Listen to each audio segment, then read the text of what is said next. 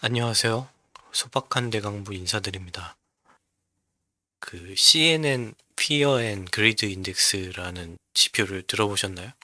제가 투자 관련된 커뮤니티나 이런 데를 들여다보는데 몇몇 분들이 매도나 매수 시점을 정하는데 참고하는 자료로 CNN 피어 앤 그리드 인덱스를 쓰더라고요.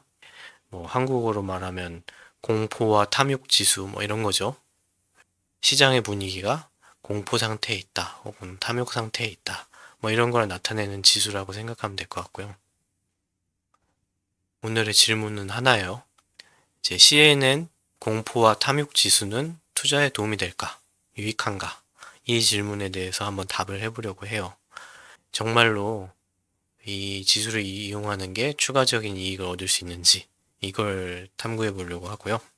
그럼 시작하겠습니다.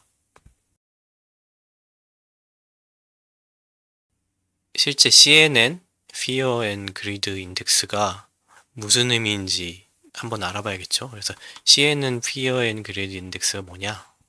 CNN 비즈니스에서 발표하는 시장의 감정 상태에 대한 지표래요. 그러니까 감정 상태가 0에서 100까지인데 0에서 25까지를 심한 공포, 그러니까 익스트림 피어죠. 그 다음에 25부터 45부터가 그냥 피어, 그 다음에 45부터 55가 뉴트럴, 그 다음에 55부터 75가 그리드, 그 다음에 75부터 100까지가 익스트림 그리드예요. 이 지표를 산출하기에 사용하는 7가지 서브 지표들인 거죠. 서브 지표들이 있고, 그래서 부 지표들이 있고, 이제 이 지표에서 나온 결과를 같은 비중으로 합산한 거죠. 그래서 7가지 지표들이 이런 게 있다. 근데 오늘 알아볼 내용과는 크게 연관이 없으므로 우선은 오늘 알아볼 거는 지표의 성능에 대해서만 알아보는 거지, 지표의 세부 사항이 어떻게 구성이 되어 있고 이런 거는 알아보지 않으려고 해요. 나중에 시간이 되면 한번 따져볼 수 있겠죠. 그래서 시장의 감정 상태와 관련된 일반론을 얘기를 먼저 드리려고 해요. 그러니까 그런 거예요. 사람들이 일반적으로 이런 식으로 생각한다는 거죠. 이제 과도한 공포 상태에서는 사람들이 서로 팔고 나가려고 하기 때문에 가격이 낮아진다는 거죠, 이렇게. 그 다음에 과도한 탐욕 상태에서는 사람들이 막 서로 살려고 그러니까 가격이 올라가는 경향이 있다. 이렇게 생각해 볼 수 있다는 거죠. 그래서 만약에 우리가 시장의 상태가 공포 상태이냐 혹은 탐욕 상태이냐에 따라서 지금은 매도하는 게 좋을지 매수하는 게 좋을지 판단할 수 있지 않을까에 대한 답변으로 이런 지표들을 만드는 거고요. 그러니까 이런 얘기가 나오는 거죠. 공포에 사고 탐욕에 팔아라, 이런 얘기가 나오는데, 이거를 조금 더 공식화해서 표현하면 이제 가격 변동의 변곡점을 탐지하고 싶은 거죠. 제가 참고해 놓은 많은 자료들이 이 문구를 인용하고 있더라고요. 워렌 버핏이 말하길, 다른 사람들이 탐욕스럽게 움직일 때 공포에 질린 것처럼 행동하고, 다른 사람들이 공포에 질려 있을 때 탐욕스럽게 행동하라, 이런 얘기 했는데, 이게 본인이 잘 되고 있으니까 쉽게 말하는 거지, 이게 이렇게 막 엄청 와닿진 않더라고요. 어쨌든 다른 사람들도 이걸 많이 인용하니까 인용해 봤어요. 그래서 이제 CNN Fear and Greed 인덱스에 대해서 설명을 드렸고요. 그래서 이제 팩 테스팅이라는 걸 해보려고 해요. 그래서 앞으로는 파란색으로 Fear and Greed 인덱스를 나타낼 거고요. 그 다음에 주황색으로 S&P 500 지수를 나타낼 거예요. 그래서 이제 데이터셋을 보면요.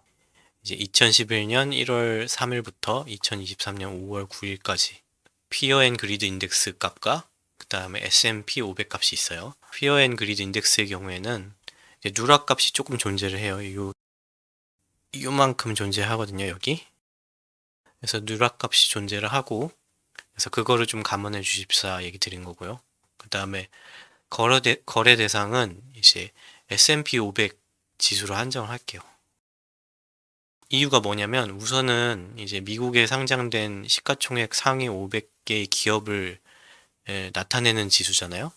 그래서 미장 전체에 대한 이제 투자 성과 평가에 일반적으로 사용된다. 이 얘기를 하고 싶은 거고요. 일반적으로 사용된다. 그리고 실제로 그 피어 앤 그리드 인덱스의 세부 지표 중에 두 개의 지표의 산정 기준이에요. 그러니까 피어 앤 그리드 인덱스가 실제로 타겟팅하는 대표적인 지수가 이제 S&P 500이라는 거죠. 그렇기 때문에 S&P 500을 쓸 거다. 그리고 테스트를 하려면, 수익률 테스트를 하려면 이제 매매 체계를 만들어야 되잖아요. 그래서 가장 단순한 형태의 매매 체계를 만들어 봤어요. 매매 체계를 좀 설명드리면, 그 피어 앤 그리드 인덱스가 일정 값 이하로 내려가서 공포 상태가 되면 그때 내가 투자하려고 하는 전액을 매수하는 거죠. 이제 피어 앤 그리드 인덱스가 일정 값 이상으로 올라가면 그러면은 아까 매수했던 것들을 전액 매도하겠다. 계속 전체적으로 한 번씩 매수, 매도, 매수, 매도 이렇게 하는데 이제 매수하거나 매도하는 시점은 첫 번째 시점, 그러니까 매도 후 첫 번째 시점과 매수 후 첫 번째 시점 바로바로 사고 팔겠다는 거죠. 이 인덱스가 탐욕 상태거나 공포 상태에 들어가자마자 이렇게 팔겠다는 거예요. 그리고 이 파라미터가 두 개 존재하는데 공포 상태의 매수 기준값이라는 게 있고요. 이제 공포 상태를 나타내는 지수값이 뭐 예를 들면 45부터 5 사이로 있는데 근데 45일 때는 가능한 한 많은 경우에 매수를 많이 더 하겠죠. 왜냐하면 기준값이 훨씬 높으니까. 한번 예를 들어서 해볼게요. 매수 기준값을 공포 상태 매수 기준값을 올리면 밑에 녹색 범위가 늘어나는 게 보이죠. 그래서 녹색 범위가 의미하는 거는 공포 상태가 예를 들면 45보다 작은 경우가 계속 발생하고 있다. 이렇게 계속 발생하고 있죠. 이렇게. 근데 만약에 매수 기준값을 낮추면 그러면은 해당하는 매수 기준값이 무척 극심한 공포를만 포착하기 때문에 이제 매수 기준값이 해당하는 범위가 이렇게 많이 축소되는 걸 볼 수가 있죠. 이렇게. 그 마찬가지로 이제 매도 기준값도 똑같은 적용을 할 수가 있고요. 예를 들면 매도 기준값을 높이면 점점 매도할 수 있는 구간이 점점 줄어드는 걸 볼 수가 있죠. 매도할 수 있는 구간이 점점 줄어들다가 매도 기준값을 낮추면 그러면 매도하는 구간이 훨씬 많아지죠. 매매 체계에 대한 설명을 요약해서 다시 드리자면 매수하는 시점, 여기 녹색으로 표현된 매수 시점에 매수를 먼저 하고요. 그 다음에 이때 매수한 만큼 매수한 금액의 전액을 다음 매도 시점에 매도를 하고요. 그 다음 매도를 했으니까 매도 후 첫 매수 시점에 다시 매수를 하고 그 매수된 금액에 대해서 다시 매도 시점에 매도를 하고요.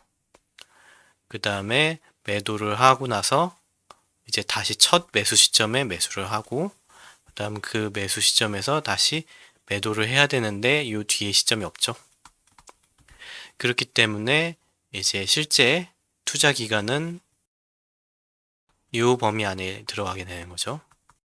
이런 식으로 이제 우리가 특정한 기준을 가지고 이제 매수를 한다고 했을 때 여러 가지 매수 기준값과 매도 기준값이 있겠죠. 각각의 조합에 대해서 테스트 해본 결과 여기 오른쪽에 있는 수익 조합표가 되는 거죠. 오른쪽에 있는 수익 조합표가 되고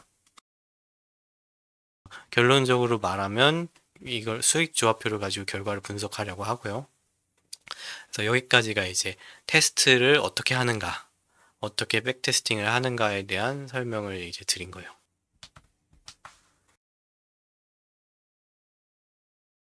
결과를 살펴보기에 앞서 얘기 드릴 게 우리가 이 지표가 도움이 되는지 안 되는지 비교할 대상이 필요하잖아요. 이제 기준선을 세워야 되거든요.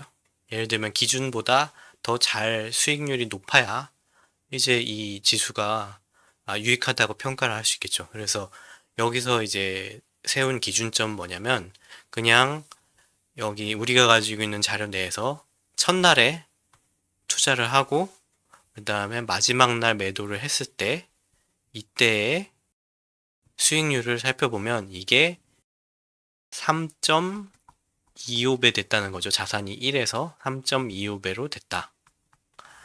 그래서 이 기준선이 3.25라는 거 우선은 감안해 두시고, 오른쪽 표를 보면 피어 앤 그리드 인덱스를 이용한 어떤 결과도 기준점을 넘지 못했거든요. 네, 심각하죠. 그래서 피어 앤 그리드 인덱스를 써봤자 쓸모가 없는 거 아니냐, 뭐 이런 생각을 해볼 수 있어요. 근데 이제 한 가지 이제 살펴볼 만한 게, 여기 보시면은 여기 80점 기준으로 좌우의 색깔이 극명하게 갈리죠. 85점과 80점 사이에 무슨 일이 벌어지는가 볼게요. 그래서 매도 기준 값이 85점, 95, 90, 85까지 이 상태고요. 80점이 되는 순간, 80점이 되는 순간 여기 빨간 선이 생겨요.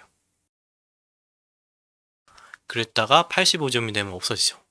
그러니까 이제 피어 앤 그리드 인덱스가 85점 이상인 경우에는 이 구간에서 매도가 없다. 그렇다는 얘기는 이제 공정한 평가를 하기에는 기준점과 좀 무리가 있다는 거죠. 그래서 공정한 평가를 위해서 2020년부터 최근까지 결과에 매도가 없다 대신에 마지막 날 팔았다 로 바꾸면 이때 이 사이에 이제 수익 배율이 1.43 정도가 나와요. 이제 실제로 이 계산을 조금 변경을 하면 2.61 곱하기 1.43은 3.73. 그다음에 예를 들면 2.53 곱하기 1.43은 3.62. 그리고 그다음에 2.37 곱하기 1.43은 3.39. 그 다음에 2.12 곱하기 1.43은 3.03. 그러니까 이게 실제로 2020년에서 투자를 했고 2023년 언젠가 매도가 일어났다면, 그렇다면 기준점인 3.25보다 더 많은 수익을 올리고 있는 거죠, 대체로. 그래서 피어 앤 그리드 인덱스에 기반한 투자가 이제 쓸모 없지는 않다라는 얘기를 드리는 거예요. 이게 이런 식으로 표현이 되어 있는 거죠. 이런 식으로. 그렇기 때문에 이제 어느 정도 우리가 활용 가치가 있을 수 있다는 거를 얘기 드릴 수 있어요. 그 다음에 얘기 드릴 수 있는 게 이제 수익 배율 결과표만 보면 그러면 녹색이 진하기가 어떻게 변하는지 볼 수 있거든요. 매수 기준 값이 높고 그 다음에 매도 기준 값이 높을수록 좋은 결과를 나타내는 거 볼 수 있어요. 대체로 이런 결과가 설명하는 게 뭐냐면, 매수 기준 값이 높다는 얘기는 상대적으로 이제 하락 요인이 적더라도, 그러니까 공포 상태가 좀 덜하더라도 우선은 쉽게 사고, 그 다음에 매도 기준 값이 높을수록 좋은 결과라는 얘기는 팔 때는 가능한 까다롭게 파는 게 좋다. 그러니까 극심한 탐욕 상태에서 파는 것이 유리하다는 걸 설명하는 거예요. 가능한 쉽게 사고 팔 때는 무척 신중하게 고려해서 판다라는 거를 얘기하는 거죠. 근데 이거를 또 다른 측면으로 설명하면 가능한 투자 휴지기를 덜 갖고 투자해라라는 얘기를 하는 거예요. 그러니까 뭔 얘기냐면, 예를 들면 제가 매수 기준치를 무척 낮게 해놨어요. 무척 극심한 공포 상태일 때만 매수를 하고, 그 다음에 마찬가지로 무척 극심한 탐욕 상태일 때만 매도를 한다. 그러면은 이제 실제 투자 기간이 무척 줄어들겠죠. 이제 매수를 하는 시점도 별로 없고 매도를 하는 시점도 별로 없으니까 그 사이에 계속 투자를 쉬는 기간이 존재를 해요.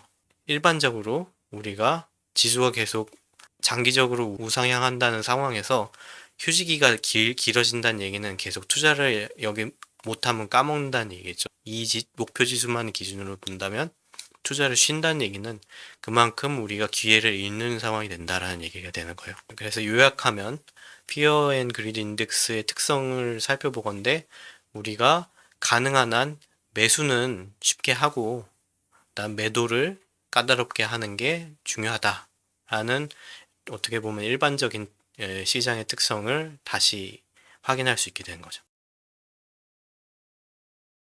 그리고 해석에 대해 마지막으로 얘기 드릴 게 뭐냐면 이제 2020년 이후의 경향이 좀 다르다는 거예요. 요 앞의 상황이랑 그다음에 요 상황이랑 서로 이렇게 상황이 많이 다르다. 그러니까 피어 앤 그리드 인덱스가 나타내는 점수의 경향이 다르다라는 거예요. 그래서 뭐가 다르냐 보면은 2020년 이후의 상황은 심한 공포 상태는 이전과 비슷한 추세로 나타나요. 그러니까 심한 공포 상태 뭐 이런 점들, 이런 점들, 이런 점들 이런 것들은 계속 나타나죠. 근데 상대적으로 심한 탐욕 상태는 찾아보기 힘들다. 그래서 이게 이 기준을 계속 적용한다. 피어 앤 그리드 인덱스를 가지고 극심한 공포 상태에 매수를 하고 극심한 탐욕 상태에 매도를 한다. 라고 하면 2020년 기준은 한 번도 못 팔았으니까 영영 못 팔 수도 있는 거죠. 계속 유지만 하다가 이제 언젠가 팔 수 있는 시점을 이제 놓치게 될 수도 있다. 뭐 이 얘기를 하는 거고요.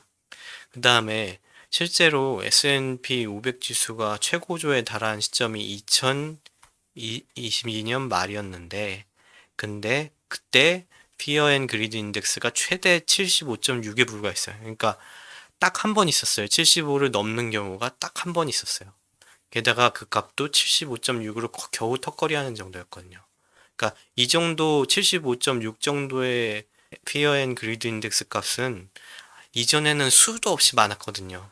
근데 그러니까 2022년 전에는 상당히 많았는데 이게 2020년 후로는 딱 한 번 있었던 거예요. 쉽게 말해서. 그래서 이게 지금 시장 환경이 바뀌었는데 이 인덱스가 조금 탐욕 지수에 대해서 설명을 잘 못한다라는 일종의 반증을 할 수 있는 거죠. 그래서 이제 앞으로 좀 이 부분이 보완이 됐으면 좋겠다. 뭐 이런 얘기를 드리는 거예요. 마지막으로 이제 답변의 시간이 왔고요. 이 CNN 비즈니스에서 제공하는 피어 앤 그리드 인덱스가 투자에 도움이 될까? 투자에 도움이 될까에 대한 답변은 제 답변은 보조 지표로 참고할 만하다는 거죠. 이제 주 지표로 마치 이 피어 앤 그리드 인덱스를 기준으로 먼저 후보를 선정하고 그거를 탐색하는 것보다는 내가 생각하는 지수의 하락 상승 폭이 있을 거 아니에요? 그래서 지수의 하락 상승 폭이 있는데 예를 들면 지수가 하락해서 어느 수준에 도달했다. 그때 이 변동의 특성이 무언가를 파악할 때 이 지표를 활용하는 게 맞다고 보고요.